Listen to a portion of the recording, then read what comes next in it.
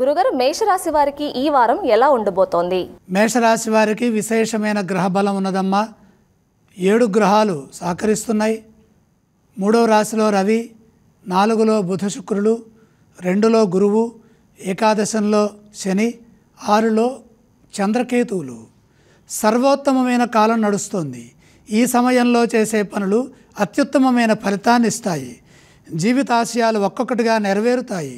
మీరు చేసే ప్రతి పని, ప్రతి ప్రయత్నము సఫలమవుతుంది. మంచి విషయాలకై కాలాన్ని సద్వినియోగం చేసుకోండి. అదృష్టం వరిస్తుంది. ఉద్యోగంలో సత్ఫలితాలుంటాయి.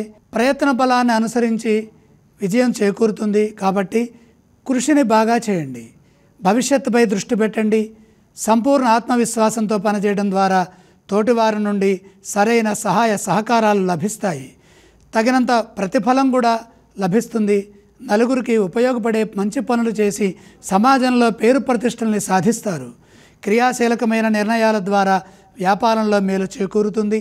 మీ రంగాల్లో నైపుణ్యాన్ని ప్రదర్శించే విధంగా విజ్ఞానాన్ని పొందుతారు. వ్యాపారంలో తగినంత గుర్తింపు ఉంటుంది. ఆశించిన ధనలాభాలు విశేషంగా గోచరిస్తున్నాయి. ఈ రాశి వారు ఏ స్తోత్రాన్ని పఠించాలి?